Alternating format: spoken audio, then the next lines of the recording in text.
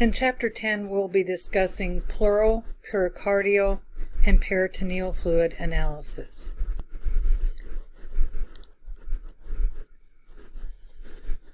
We'll begin our discussion by talking about serous cavity physiology. Serous membranes cover the lungs, the heart, and abdominal organs, and these are called visceral membranes. The internal surfaces of body cavity wall are called parietal membrane. There is a fluid-filled space or cavity between these membranes. The separate cavities are named for the organs it encloses. Pleural are the lungs, pericardial, the heart, peritoneal, the abdominal organs. The formation and absorption of fluids in the cavities is dynamic. It's an ongoing process, and it's controlled by 4 factors. Permeability of the capillaries in the parietal membrane, which lets substances go back and forth. Hydrostatic pressure in these capillaries that force certain substances through. The oncotic pressure or colloid osmotic pressure, which is produced by the plasma proteins in the capillaries, and absorption of fluid by a lymphatic system. So it's important that as the fluid is made, there's also a mechanism that it's removed so it doesn't build up too much. The hydrostatic pressure or blood pressure forces plasma ultrafiltrate to form in the cavity. At the same time, plasma proteins in the capillaries produce oncotic pressure opposing this filtration. So there's a really fine balance as, again, the fluids are formed that not too much will build up. The permeability of the capillary endothelium regulates the rate of ultrafiltrate formation and its protein composition. Increased permeability causes increased movement of protein into the cavity. The protein-rich fluid causes further movement of fluid into the cavity, drawing it in. Effusion is the term used for an accumulation of fluid in a body cavity, indicating an abnormal or pathologic process. So it's a general term for fluids in the cavities. You need to be familiar with the terms that are used to describe the removal of fluid from these different cavities. Paracentesis is percutaneous puncture of a body cavity for aspiration of fluid. This is a general term. It covers all cavities, all fluids. Thoracentesis specifically means to obtain pleural fluid from the lungs. Pericardiocentesis is the procedure to obtain pericardial fluid from the heart. Peritoneocentesis or abdominal paracentesis is the process to obtain peritoneal fluid from the peritoneal cavity. 2 other terms that may be used to describe peritoneal fluid are ascites, which specifically means an effusion in the peritoneal cavity, and acidic fluid, which is the same as peritoneal fluid. The collection of fluid is an invasive surgical procedure performed by a physician, and I found this link that actually shows some of these different procedures in real life on how the fluids are removed, just in case you're curious. The textbook didn't have illustrations on how these fluids are obtained, so I went out and I found some. So on the left-hand side, there is a lung, and again, using a needle, they will poke into the space and remove fluid, and it's drained into a container. And on the right hand side, you see these are 2 liter containers. Think of a liter of soda that were obtained from somebody's lungs, and I've seen multiple liters of fluids. Lungs are not an uncommon fluid to be examined in the laboratory, and I'm always just blown away by how much volume that somebody can have in their lungs. And this is abnormal. Pericardiocentesis, which is the removal of the fluid due to a pericardial effusion that's gone over the top. I have never in my life seen a pericardial fluid. I think this is one of the rarest samples that you will get in the clinical laboratory. So the picture on the left illustrates a normal heart, and then right next to that is an illustration of a heart with pericardial effusion, meaning it's a buildup of fluid. And the picture in the middle illustrates how a needle is inserted into the cavity and the fluid is withdrawn. And the very right hand picture shows this is the fluid that was removed from a patient's heart. It is a horrendous amount, and you wonder how their heart was even able to beat with that much fluid surrounding it.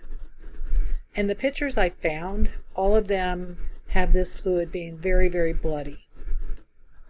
Peritoneal centesis, again, this is used to collect peritoneal fluid.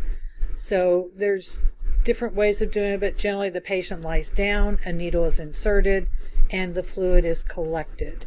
So you see on the left-hand side the orientation of the patient with the equipment, and then on the right-hand side an actual picture of the peritoneal fluid being withdrawn.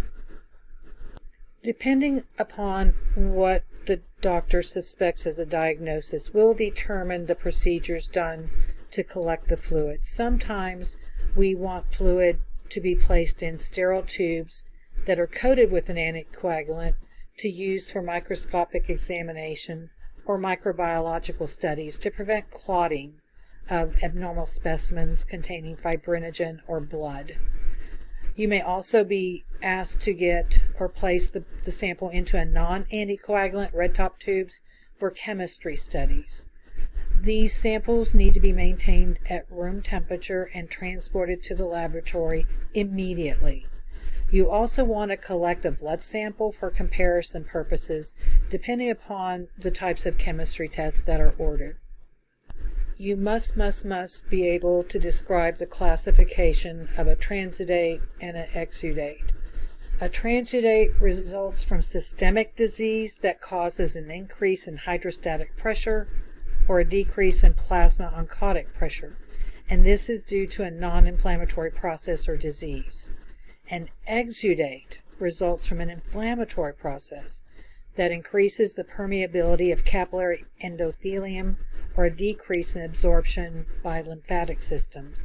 And so if you remember the inflammatory response, we get there's usually due to some type of infectious process going on. White cells are called. We end up getting a lot of chunk present once the organisms are overcome.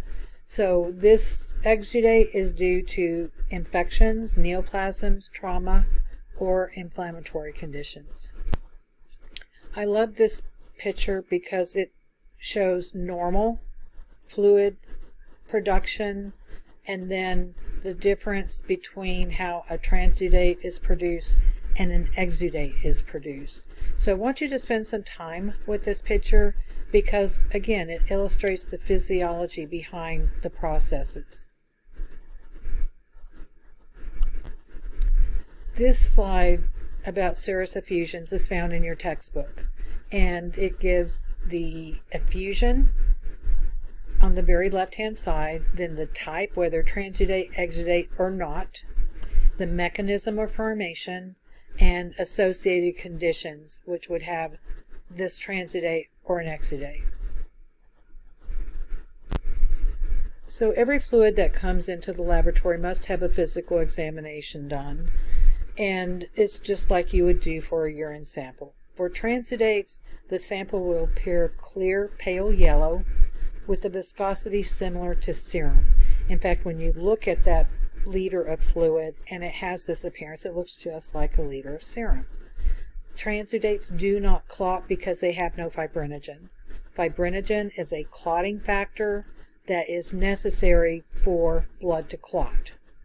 Exudates, they're usually cloudy. They appear in a variety of colors, yellow, green, or pink to red. They may have a shimmer or sheen to them as you swirl them around, and they can form clots because they do have fibrinogen. I encourage you to review Table 10.2 on page 264 of your textbook because it not only gives the physical examination, but it covers the microscopic and chemical examination as well as to how transudates and exudates are differentiated. You must note the appearance of the fluid, specifically the clarity.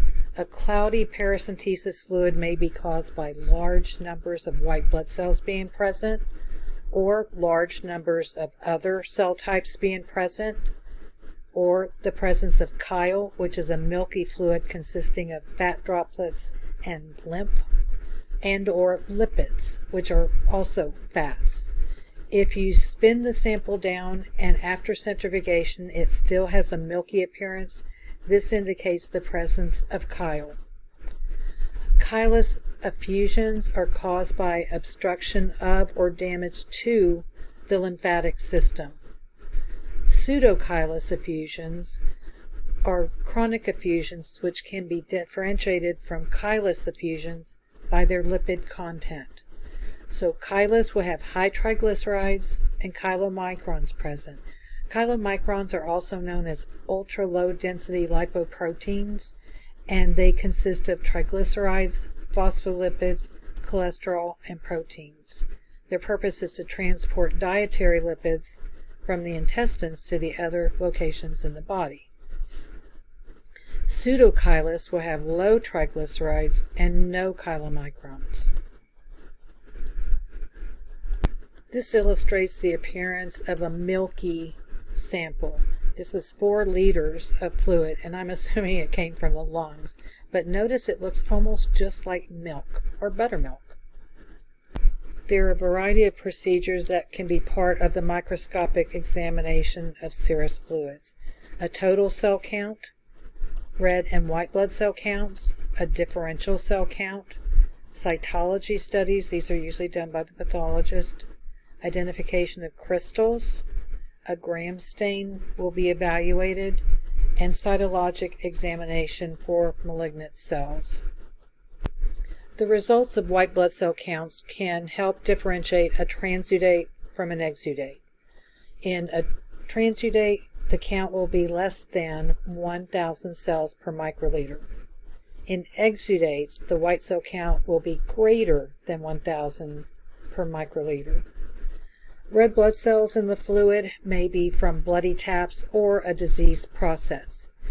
In a traumatic tap, just like with the cerebral spinal fluid, as the collection goes on, and especially if you're using different containers, you will see a decrease in red cells from one tube or container to the next.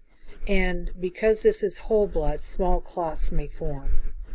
A hemorrhagic effusion is the blood is homogeneously distributed and there is no clotting. An important part of body fluid analysis is the differential cell count. The cytocentrifuge prepared slides are examined, and the procedure will depend upon the fluid. If you have 3 liters of fluid, how are you going to concentrate that? But you just go by your laboratory protocol. Neutrophils will predominate in most exudates of pleural and peritoneal fluid. Lymphocytes predominate in pleural effusions from tuberculosis, neoplasms, meaning cancer, and certain systemic diseases. Lymphocytes also predominate in peritoneal transudates and exudates, and this is caused by a decreased lymphatic absorption. So whether it's a transudate or an exudate, because the absorption is not going on, then the lymphocytes will build up in number. There's a variety of other cells that may be present: monocytes, macrophages, eosinophils, plasma cells, lupus erythematosus cells, malignant cells, and mesothelial cells. So just based on the different types of cells that are present, you can see that the differential cell count may be very challenging. And you, as someone coming into the field, if you have a fluid and you cannot determine or name the different cell types that you see, then you don't. You turn it over to a more experienced person, and you are by their side so that you can learn what these cells are called. Chemistry tests assist in differentiating fluid as a transudate or an exudate. which aids in establishing the cause of the fluid accumulation. Is it due to an inflammatory response or a non-inflammatory condition? No single test can identify specifically the disease process causing the effusion, and the possible chemistry tests that may be done on body fluids are listed below. Simultaneous testing of serum and serous fluid for total protein and lactate dehydrogenase assist in the classification. The ratios together provide a reliable means of distinguishing transudate from exudate.